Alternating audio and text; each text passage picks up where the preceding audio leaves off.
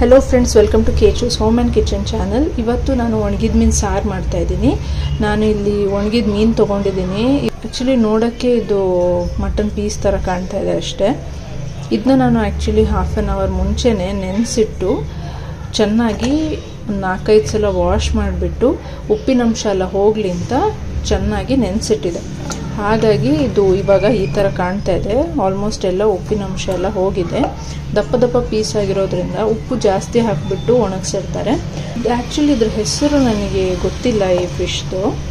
ಮಂಗಳೂರು ಹೋದಾಗ ತುಂಬ ವೆರೈಟೀಸ್ ಇತ್ತು, ಅದರಲ್ಲಿ ಸ್ವಲ್ಪ ಎಲ್ಲ ಡಿಫ್ರೆಂಟ್ ವೆರೈಟಿನ ಟ್ರೈ ಮಾಡೋಣ ಅಂತ ತೊಗೊಂಬಂದಿದ್ದೆ। ಹೆಸರೇನೋ ಹೇಳಿದ್ರು, ಬಟ್ ನಂಗೆ ನೆನಪಿಲ್ಲ। ನಿಮ್ಗೇನಾದರೂ ಗೊತ್ತಿದ್ರೆ ನನಗೆ ಕಮೆಂಟ್ಸಲ್ಲಿ ಹಾಕಿ। ಇವತ್ತು ನಾನು ಕೇರಳ ಸ್ಟೈಲ್ ಒಣಗಿದ ಮೀನು ಸಾರು ಮಾಡ್ತಾಯಿದ್ದೀನಿ। ಅದಕ್ಕೋಸ್ಕರ ಕೊಕೊನಟ್ ಆಯಿಲ್ ಯೂಸ್ ಮಾಡ್ತಾಯಿದ್ದೀನಿ। ತೆಂಗಿನೆಣ್ಣೆ ಇಲ್ಲ ಅಂದರೆ ನಾರ್ಮಲ್ ಎಣ್ಣೆ ಕೂಡ ಆ್ಯಡ್ ಮಾಡ್ಬೋದು। ತೆಂಗಿನೆಣ್ಣೆ ಹಾಕಿದರೆ ಇನ್ನೂ ರುಚಿಯಾಗಿರುತ್ತೆ।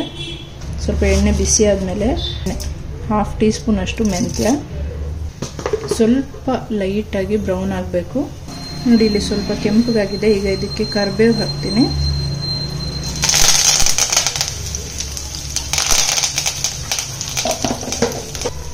ಈಗ ಈರುಳ್ಳಿ,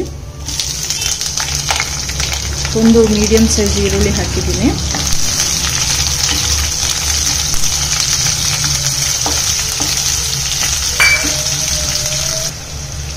ಅಚ್ಕಾರ ಪುಡಿ ಹಾಕೋದ್ರಿಂದ ನಾನಿಲ್ಲಿ 2 ಮೆಣಸಿನ್ಕಾಯಿ ಹಾಕ್ತಾ ಇದ್ದೀನಿ, ಹಸಿ ಮೆಣಸಿನ್ಕಾಯಿನ। ನೀವು ಇದನ್ನ ಸ್ವಲ್ಪ ಗಟ್ಟಿಯಾಗೂ ಮಾಡ್ಕೋಬೋದು, ಅಂದರೆ ಗಸಿ ಥರ, ಅಂದರೆ ಅನ್ನಕ್ಕೆ ಸ್ವಲ್ಪ ಕಲಿಸ್ಕೊಂಡು ತಿನ್ನೋ ಥರನೂ ಮಾಡ್ಕೋಬೋದು, ಅಥವಾ ಸ್ವಲ್ಪ ತೆಳ್ಳಗೆ ಹಾಗೇನೂ ಕೂಡ ಸಾರು ಮಾಡ್ಕೋಬೋದು। ಈಗ ಇಲ್ಲಿ ನಾನು ಬೆಳ್ಳುಳ್ಳಿ ಹಾಗೇನೆ ಶುಂಠಿನ ಜಜ್ಜಿ ಇಟ್ಕೊಂಡಿದ್ದೀನಿ, ಕ್ರಷ್ ಮಾಡಿದ್ದೀನಿ ಸ್ವಲ್ಪ, ಅದನ್ನ ಹಾಕ್ತಾ ಇದ್ದೀನಿ। ಶುಂಠಿ 1 ಪೀಸ್ ಹಾಕಿದ್ದೀನಿ, 1 ಇಂಚು, ಹಾಗೇನೆ ಬೆಳ್ಳುಳ್ಳಿ 1 ಫುಲ್ ಹಾಕಿದ್ದೀನಿ। ಒಂದು 10ರಿಂದ 12 ಹಾಕಿ ಇವಾಗ ಇದೆಲ್ಲ ಚೆನ್ನಾಗಿ ಫ್ರೈ ಆಗಬೇಕು ಎಣ್ಣೆಲಿ।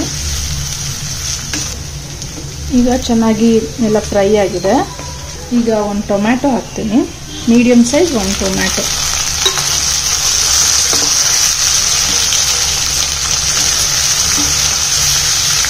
ಟೊಮ್ಯಾಟೊ ಕೂಡ ಚೆನ್ನಾಗಿ ಬಾಡಬೇಕು, ಫುಲ್ ಸಾಫ್ಟ್ ಆಗಬೇಕು। ಹಾಗೆಯೇ ಹುಣಸೆಹಣ್ಣು ಸ್ವಲ್ಪ ನೆನೆಸಿಟ್ಕೋಬೇಕು। ಇದಕ್ಕೆ ಸ್ವಲ್ಪ ಮಸಾಲ ಪೌಡರ್ಗಳನ್ನ ಹಾಕೋಣ। ಮೊದಲಿಗೆ ಅರಿಶಿನ, ಅಚ್ಕಾರದ ಪುಡಿ ಸ್ವಲ್ಪನೇ ಹಾಕ್ತೀನಿ, ಯಾಕಂದರೆ ಇದು ತುಂಬ ಖಾರ ಇದೆ।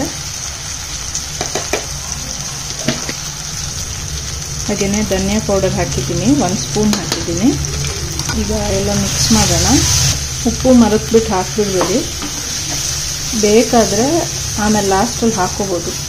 ಮೀನು ಹಾಕಿ 1 ಕುದಿ ಬಂದಮೇಲೆ ಉಪ್ಪು ಬೇಕಿದ್ರೆ ಆಮೇಲೆ ಹಾಕೋಬೋದು। ಟೊಮ್ಯಾಟೊ ಎಲ್ಲ ನೋಡಿ ಚೆನ್ನಾಗಿ ಬಾಡಿದೆ, ಫುಲ್ ಮಶಿ ಆಗಿದೆ। ಈಗ ನಾನು ಇದಕ್ಕೆ ಹುಣಸೆಹಣ್ಣು ರಸ ಹಾಕ್ತೀನಿ।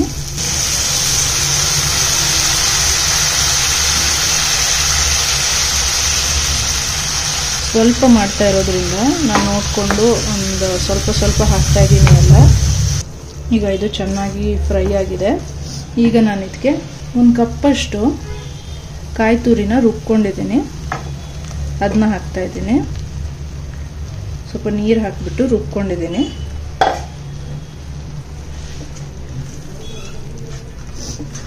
ಇನ್ನೂ ಒಂದು ಸ್ವಲ್ಪ ನೀರು ಆ್ಯಡ್ ಮಾಡ್ತೀನಿ।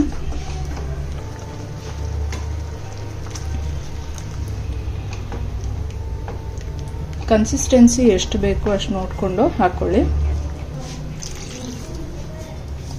ಇವಾಗ ಇದು ಚೆನ್ನಾಗಿ ಕುದೀಲಿ। ಸಾರು ಇವಾಗ ಕುದೀತಾ ಇದೆ, ಮೀನು ಹಾಕ್ಕೊಳ್ತೀನಿ।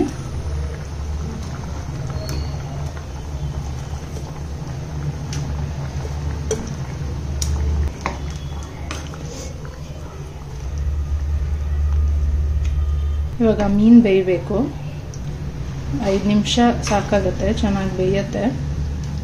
ಉಪ್ಪು ಬೇಕಿದ್ರೆ ನಾನು ಹಾಕ್ಕೊಳ್ತೀನಿ। ಇದು ಸ್ವಲ್ಪ ಚೆನ್ನಾಗಿ ಕುದಿಲಿ, ಆವಾಗ ಗೊತ್ತಾಗುತ್ತೆ ಉಪ್ಪು ಎಷ್ಟು ಬಿಡ್ಕೊಳ್ಳುತ್ತೆ ಅಂತ। ಬೆಂದಿದೆಯಾ ನೋಡೋಣ।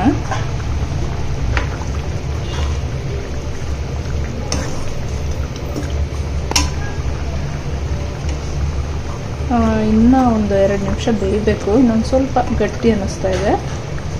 ಆ್ಯಕ್ಚುಲಿ ನಾನು ಉಪ್ಪು ಎಲ್ಲ ತೆಗೆದಿರೋದ್ರಿಂದ ಇವಾಗ ಉಪ್ಪಿನ ಅವಶ್ಯಕತೆ ಇದೆ. ಉಪ್ಪು ತುಂಬ ಕಮ್ಮಿ ಇದೆ, ಸೊ ನಾನು ಇವಾಗ ಉಪ್ಪು ಹಾಕ್ತಾ ಇದ್ದೀನಿ. ಉಪ್ಪು ಸ್ವಲ್ಪ ಕಮ್ಮಿನೇ ಹಾಕ್ತೀನಿ, ಇನ್ನೊಂದು ಸ್ವಲ್ಪ ಬೇಯೋದಿದೆ, ಹಾಗಾಗಿ ಆಮೇಲೆ ನೋಡ್ಕೊಂಡು ಬೇಕಾದರೆ ಹಾಕ್ಕೊಳ್ತೀನಿ.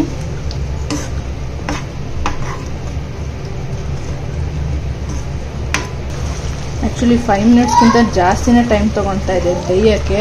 ಹಾಗೆ ನಾನು ಲೋ ಫ್ಲೇಮಲ್ಲಿ ಇಟ್ಬಿಟ್ಟು ಬೇಯಿಸ್ತಾ ಇದ್ದೀನಿ, ಒಳಗೆ ಎಲ್ಲ ಚೆನ್ನಾಗಿ ಬೇಯ್ಕೊಳ್ಳಿ ಅಂತ.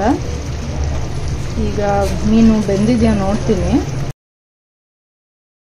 ಮೀನು ಈಗ ಚೆನ್ನಾಗಿ ಬೆಂದಿದೆ. ಇವಾಗ ಆಫ್ ಮಾಡ್ಕೊಳ್ಳೋಣ. ಲಾಸ್ಟಲ್ಲಿ ಸ್ವಲ್ಪ ತೆಂಗಿನೆಣ್ಣೆ ಹಾಕ್ಕೊಳ್ತೀನಿ, ಹಾಗೆಯೇ ಸ್ವಲ್ಪ ಕರಿಬೇವು. ಈಗ ಒಣಗಿದ ಮೀನು ಸಾರು ರೆಡಿ ಇದೆ. ಸಾರು ಅಥವಾ ಇವಾಗ ಗಸಿ ಆಗಿದೆ, ಇದು ಗ್ರೇವಿ ಥರ ಆಗಿದೆ.